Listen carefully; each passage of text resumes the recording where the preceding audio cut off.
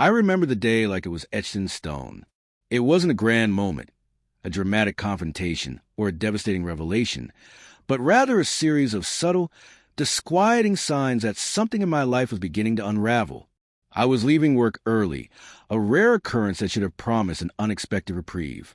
Instead, my heart pounded in my chest as I drove through the quiet suburban streets of Atlanta, not because of traffic or an emergency, but because of persistent, gnawing sensation that everything was off-kilter at home. I had been married to Jenny for 8 years. Our life together had been the steady hum of routine. Weekend barbecues, evenings spent watching old movies, and the occasional whispered plan for an adventure that never quite materialized. I was Michael, a practical man, focused on work as a project manager at a local construction firm. My world revolved around schedules, contracts, and predictable patterns. I'd never been one for wild emotions or sudden changes. Yet that evening, as I pulled into our driveway, I couldn't shake the feeling that the familiar had been replaced by something unrecognizable. The front door was slightly ajar. At first, I thought nothing of it. I assumed Jenny might have forgotten a locket after returning from the grocery store. But then I noticed the living room lamp casting a strange, uneven glow. There were no signs of forced entry, just a subtle disarray of the carefully arranged cushions on the sofa. I stepped inside, my footsteps echoing in the silence. There was an odd stillness, as if the house were holding its breath. "Jenny," I called softly. There was no answer. In the kitchen, I found a half-finished cup of coffee on the counter. Its steam long since faded into the cool air. A calendar on the wall had a series of small red circles marking dates over the last few months. Dates that Jenny had always claimed were busy with work or volunteering. The pattern wasn't random. It was a schedule of meetings and secret appointments that I had never asked about. My gut tightened. I felt an uneasy blend of anger and confusion, emotions I wasn't accustomed to exploring in detail. Instead, I gathered my things, determined to call her as soon as I got to the car. I waited in the driveway, the silence stretching into minutes that felt like hours. My phone buzzed. It was a text from Jenny. "In a meeting, don't worry, I'll be home soon." The message was curt, lacking the warmth that usually defined her words.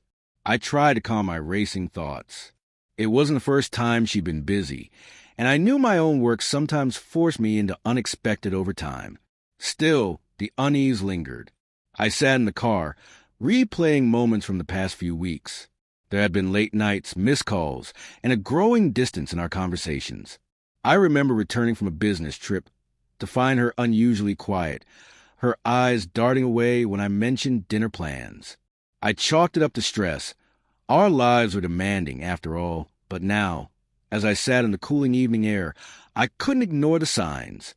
I decided to wait a bit longer before demanding explanations.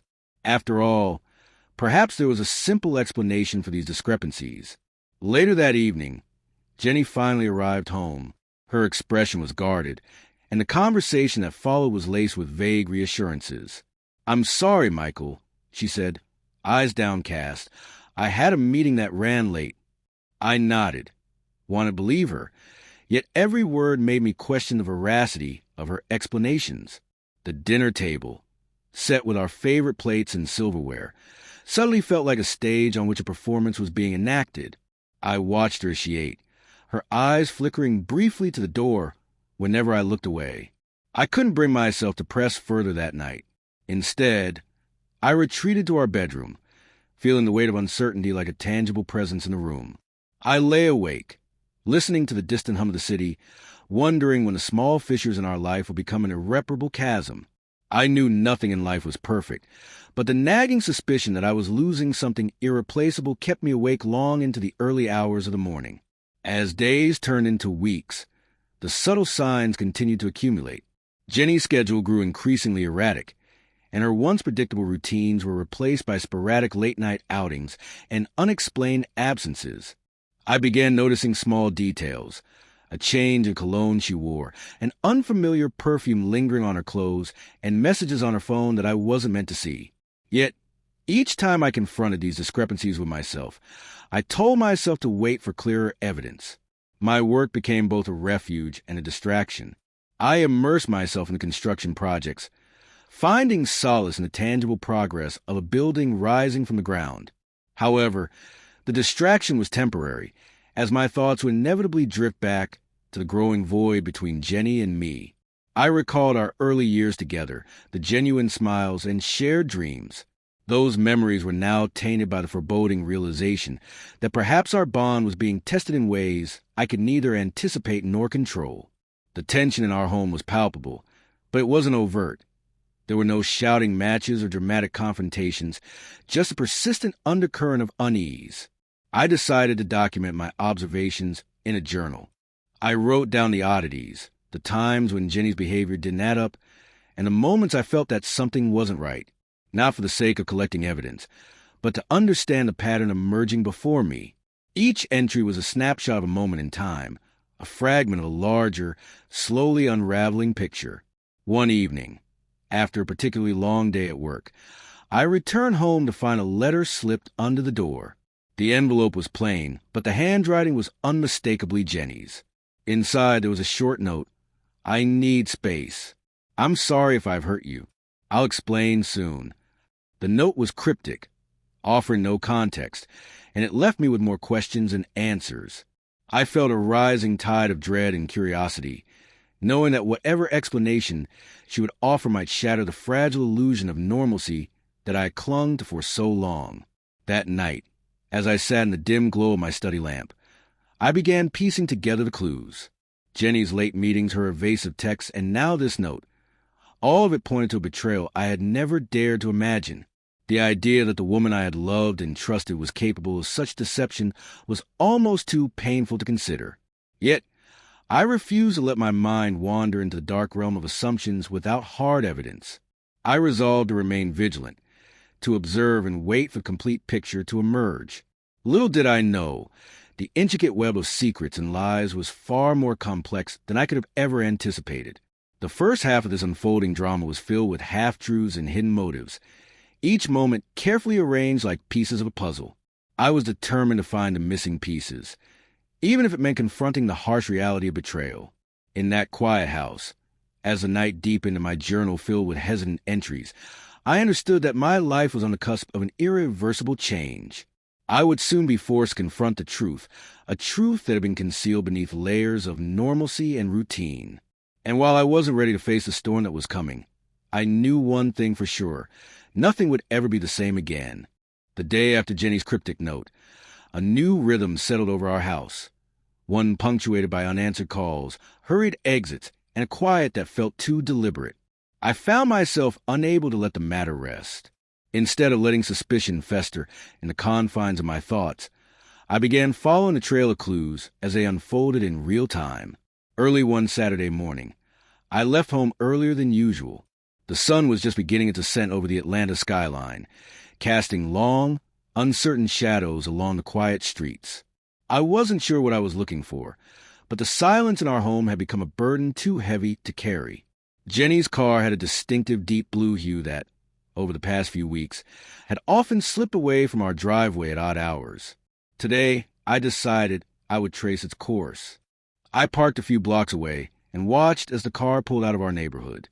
The engine's low purr merged with a hum of distant city life. My decision wasn't driven by desperate jealousy or wild assumptions, just a need to see where the road led. I tracked the vehicle at a safe distance, my eyes scanning every turn and stop. The route was not random. It led to a part of town I rarely visited, a mixed-use district known for its nightclubs and upscale restaurants. After an hour of trailing, the car finally slowed outside a small upscale bar with a discreet neon sign glowing on the side. Jenny stepped out, her movements confident and measured. She glanced around as if making sure she wasn't seen, then entered the bar. I parked a little farther away, hidden by a row of trees lining the street. Instead of rushing in, I decided to wait outside, letting the mystery deepen before I made any move. Inside the bar, the atmosphere was smooth and cool, a place where whispered conversations were as common as the clinking of ice in a glass. Jenny's presence was hard to miss. She was sitting at a corner table, laughing softly at the words of a man who leaned in close, his expression relaxed yet assured. He had a look of easy confidence, a man in his early 40s with salt and pepper hair and a tailored suit that spoke of success. The man's name, I later discovered through a conversation with a bartender, was Richard. His casual charm and smooth talk made it clear he was no stranger to the finer side of life. Jenny's laughter was genuine, and the way she touched Richard's arm occasionally suggested an intimacy that went beyond a simple business acquaintance. But there was more. As I continued to watch from a distance, I noticed Jenny rising from her seat and stepping outside. Moments later, she was in a sleek black sedan. The car pulled away from a bar, taking a different route than before, one that led toward an industrial park on the outskirts of the city. I resumed my pursuit, my mind racing with questions. Who was Richard to Jenny? And what are the other unexplained evenings, the mysterious texts, and the vague explanations? The industrial park was deserted at this early hour, the buildings looming like silent sentinels in the dim light. Jenny's sedan slowed in front of a nondescript office building. She parked in a secluded spot, then sat for a moment, looking at her phone before entering the building. I made my way around the structure, careful to remain unseen. The lobby was almost empty, and the receptionist nodded curtly when I asked for directions to a conference room on the third floor. I didn't wait to see if my presence would be questioned.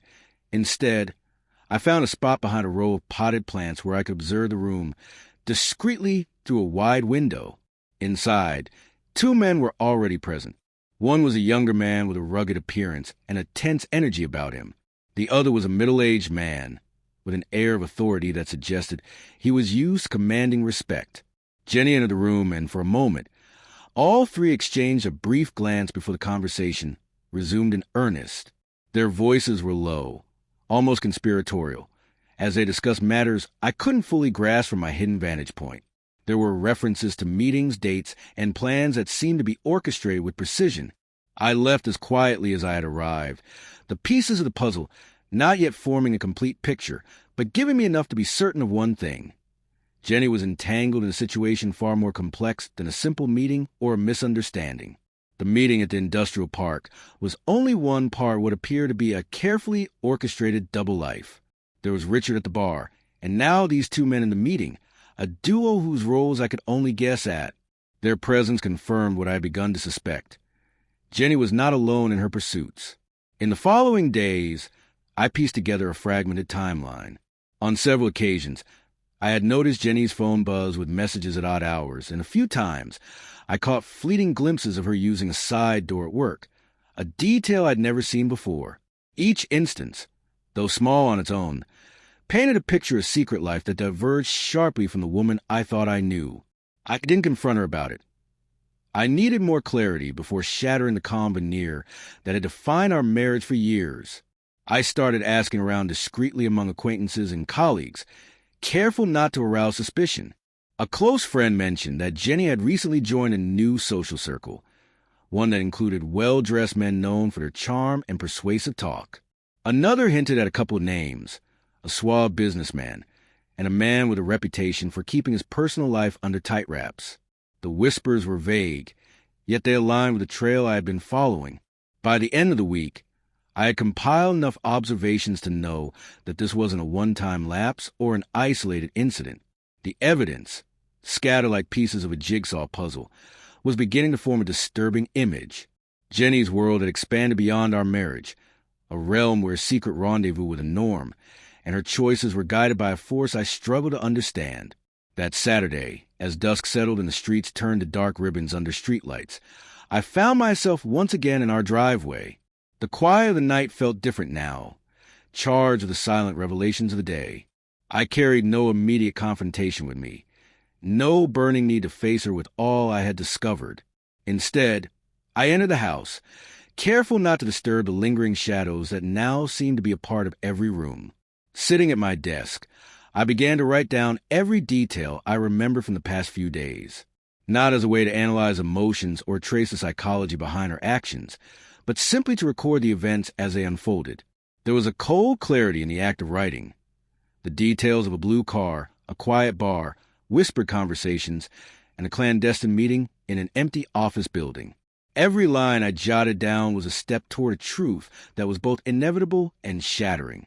I didn't know where this journey would lead.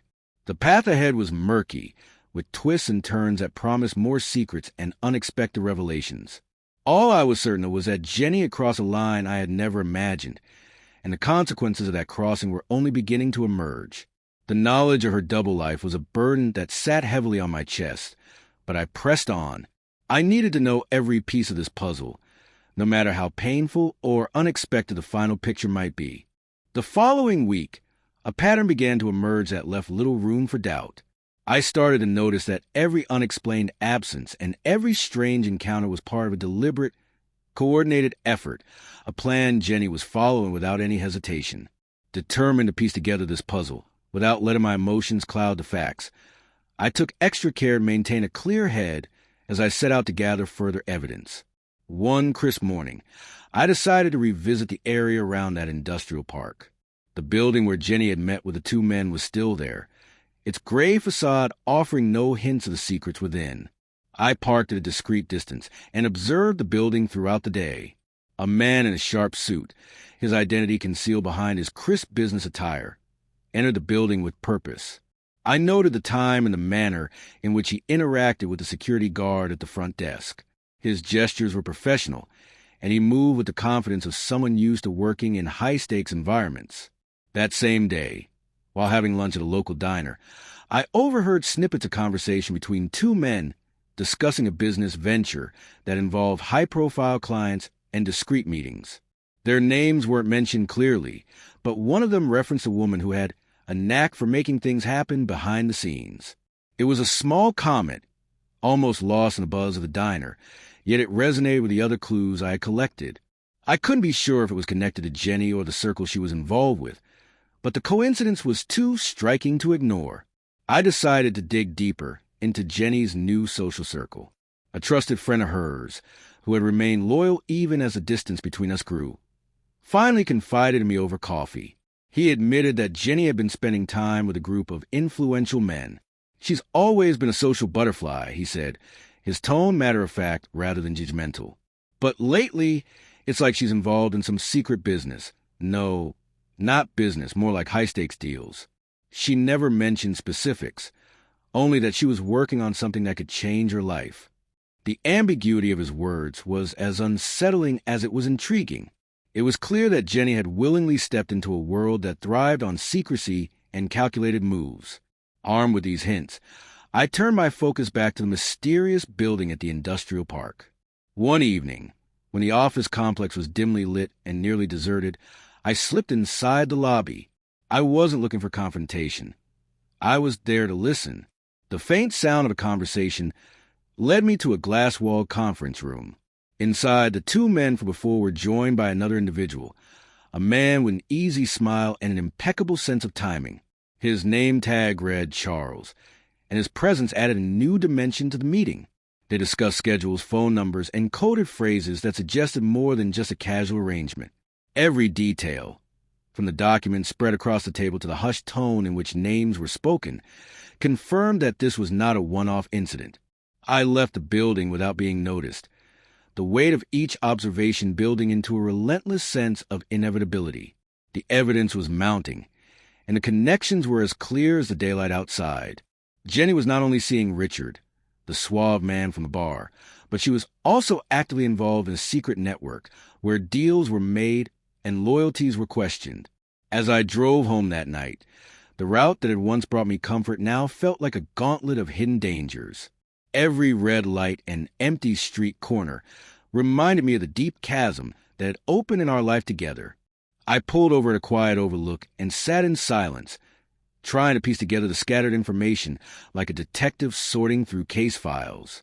There was no emotional outburst, no dramatic soliloquy on betrayal, just a methodical collection of facts that pointed to a far-reaching conspiracy within my own home.